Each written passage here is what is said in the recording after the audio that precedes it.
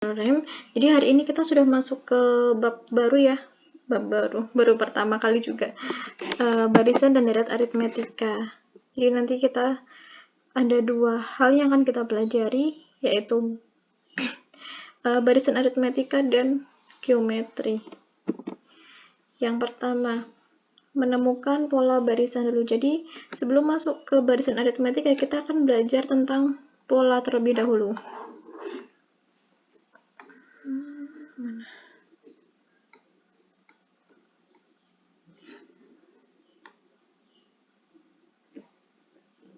Kita akan belajar di pola barisan.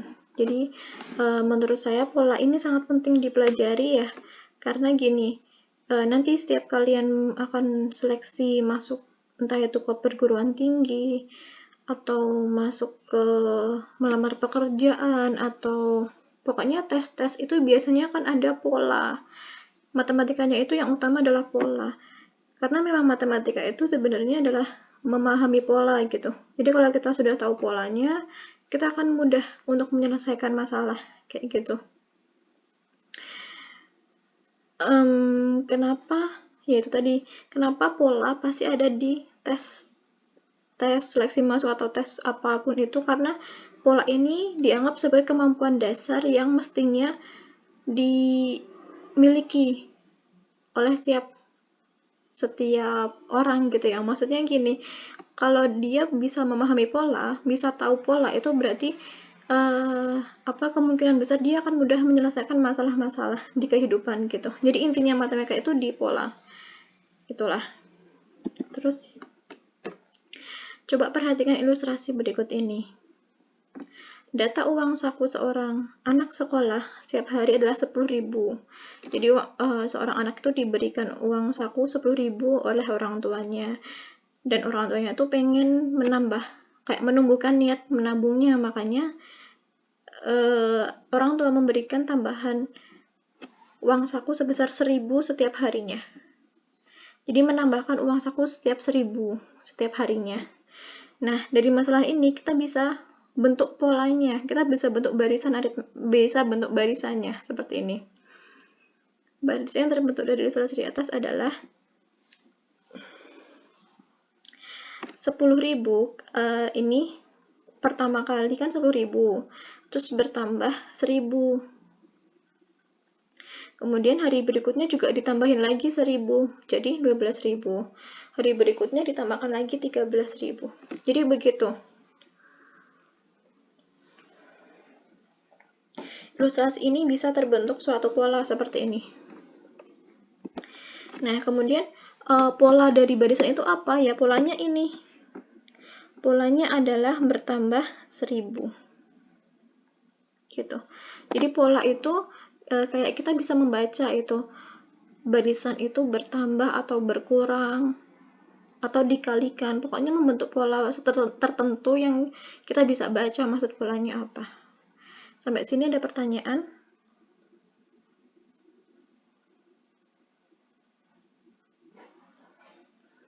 Nggak ada ya? Oke, lanjut. Contoh lain. Nah, coba dari contoh yang pertama. Polanya bagaimana? Dari 4 ke 7 ke 10, polanya bagaimana ini? 4 ke 7 bagaimana?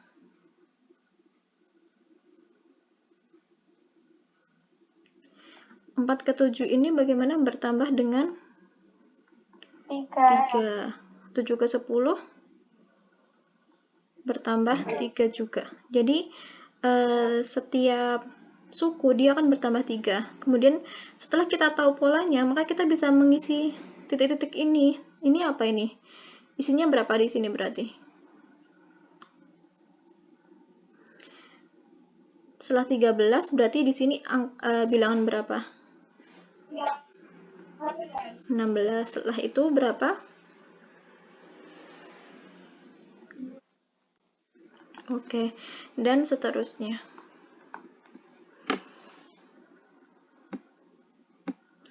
Oke, jadi kenapa di barisan itu ada titik 3? Jadi titik 3 ini artinya adalah dan seterusnya.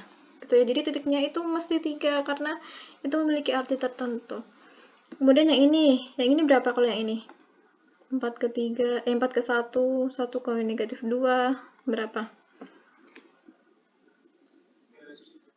Oke, negatif 3. Kita sudah temukan polanya negatif 3. Jadi setelah negatif 5 isinya berapa ini?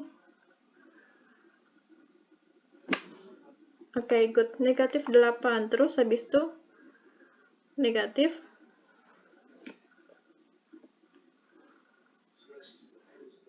iya, negatif 11 dan seterusnya lagi. Nah, yang sekarang yang ini bagaimana? 10 ke 100 ke oke, dikali 10. Gitu ya. Nah, ini berarti di sini isinya adalah berapa? 1, 2, 3, 5 ya, nolnya. Iya, 100.000. Oke, nah dari 2 ini kan dia polanya bertambah dan berkurang. Kalau bertambah dan berkurang, dia dikenal dengan barisan aritmetika. Nah, yang sedangkan yang ini, kalau dia dikali atau dibagi, dia dikenal dengan barisan geometri. Begitu ya. Paham sampai sini? Paham. Selanjutnya, nah ini nih yang kita pelajari. Pengertian dari barisan bilangan itu adalah bilangan-bilangan yang disusun berurut dengan aturan tertentu. Perhatikan ini bahwa dia berurut. Ya kan? Penyusunannya itu berurut dan dengan aturan tertentu. Ada aturannya. Jadi nggak hanya berurut asal diurutkan, bukan, tapi dia memiliki aturan tertentu. Aturannya apa? Ya ini tadi, tambah 3 atau berkurang 3 atau dikali dengan 10. Simbol barisan. Jadi ada beberapa simbol yang harus diketahui. Yang pertama lambang U digunakan untuk menuliskan urutan dalam barisan tersebut. Jadi U itu sebenarnya dari bahasa Inggris union, tapi saya mudahkan dengan istilah urutan di sini. Atau U itu menyatakan suku.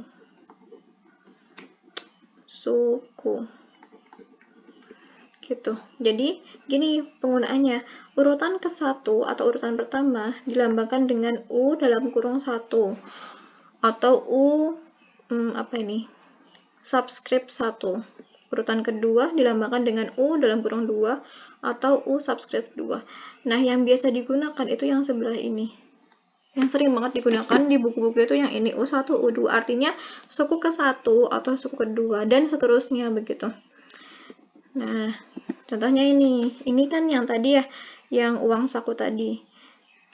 10.000 berarti dia disebut sebagai U1. 11.000 U2.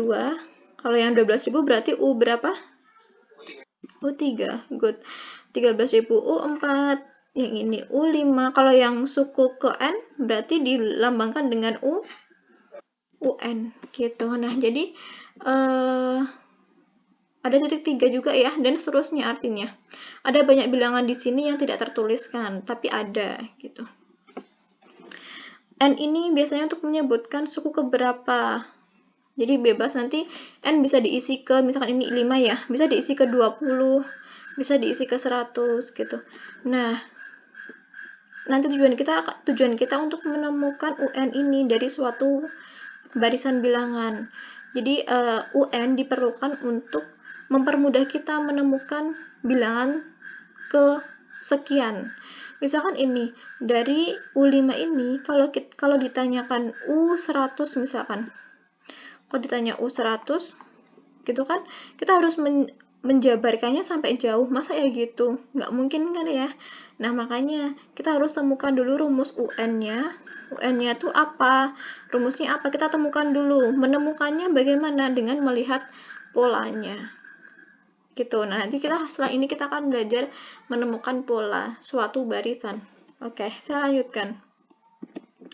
Nah, ini masalah 5.1 ini ada di buku paket yang sudah saya share tadi. Semoga udah ada yang download ya. Nah, itu buku paket khusus untuk bab ini, barisan aritmetika dan geometri. Kalau misalkan sudah ada yang punya buku cetaknya, lebih bagus. Ini saya share hanya untuk bab barisan saja, biar filenya nggak terlalu besar. Jadi nanti kalian downloadnya juga nggak terlalu susah. Besok kalau udah ganti bab, saya akan share lagi bab di itu, bab yang selanjutnya. Gitu. Oke, di sini di masalah 5.1 itu ada masalah begini, beberapa kelereng dikelompokkan dan disusun sehingga setiap kelereng tersusun dalam bentuk persegi sebagai berikut. Ini ada 1 kelereng, ada 4 kelereng. Disusunnya seperti ini ya, ada 9 kelereng, ada 16 kelereng, dan seterusnya sampai ini berapa? 25 kelereng. Nah, kemudian misalkan di sini ditanyakan kelereng ke tumbukan kelereng ke 100 itu berapa? Misalkan gitu pertanyaannya. Nah, kalau seperti itu, masa kita harus menyusun satu-satu gitu? Kan lama kan ya? Nah, makanya di sini kita akan temukan dulu UN-nya seperti apa, supaya kita bisa lebih mudah menemukan suku ke 100. Oke. Nah, di sini dari gambar ini kita tuliskan barisannya seperti ini. Kan ini ya, kelompok atau kelereng pertama. Kelompok kelereng pertama itu 1, kelompok kelereng kedua ada 4, ketiga ada 9, keempat ada 16, dan kelima ada 25. Nah, ini sudah dijelaskan di sini. 1, 4, 9, 16, dan 25. Selanjutnya, nah, menemukan, kita akan temukan polanya nih. Kelompok ke-1, banyak kelerengnya adalah 1. Kelompok kedua, banyak kelerengnya adalah 4. Apa hubungan keduanya ini? Coba perhatikan. Ternyata dari kedua ini kita bisa bentuk pola. Kalau 1 itu ternyata 1 kali 1. Kalau 4 itu ternyata 2 kali 2. Kemudian kalau kelompok ketiga berarti banyak kelerengnya berapa?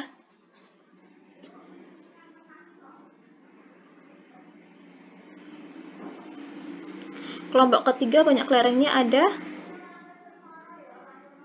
berapa? Ada 9 ya. 9 itu dari mana? Berapa kali berapa? Iya, 3 kali 3. Kemudian, yang kelompok keempat berarti ada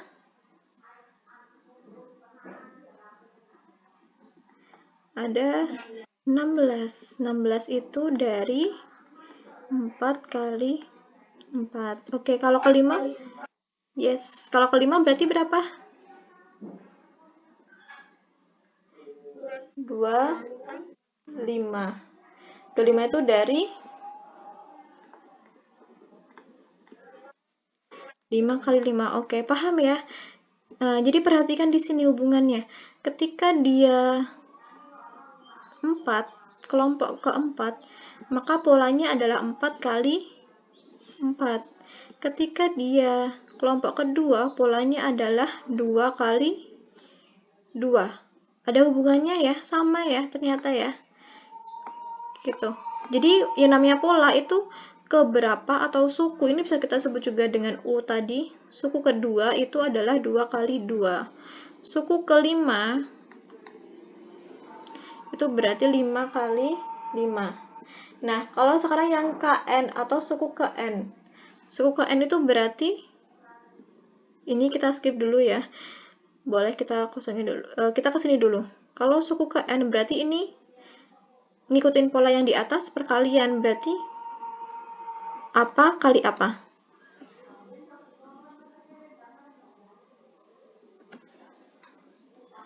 Kalau 5 itu 5 kali 5. Kalau N berarti apa kali apa?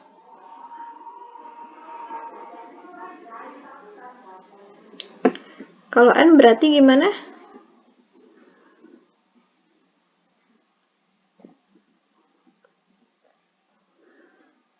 Kalau N gimana kalau N?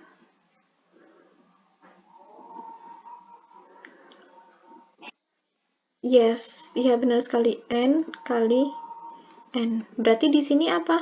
N kali N adalah N kuadrat ya. Nah, berarti banyak lereng adalah berapa? Yaitu N kuadrat. Nah, jadi setelah kita menemukan pola ini atau rumus UN, jadi kita peroleh UN-nya ini ya. UN sama dengan N kuadrat. Kita bisa hitung nih U100 tanpa menyusun kelerengnya. Berarti dari sini U100-nya berapa? 100 kuadrat, yaitu 10.000. Gitu. 100 kuadrat itu dari ini tadi, UN. Gitu. Misalkan U25 berarti 25 kuadrat gitu. Jadi UN itu berguna untuk menemukan suku kesekian yang sangat banyak yang tidak mungkin kita hitung secara manual gitu. Sudah saya simpulkan di sini. Setelah menemukan pola suku ke N, maka akan lebih mudah untuk menemukan suku ke berapapun. Gitu ya. Nah, cara menemukan polanya, kita baca pola-pola bilangan yang sudah ada di atasnya. Minimal ada 3 pola, ada 3 bilangan biar kita tahu polanya bagaimana. Gitu.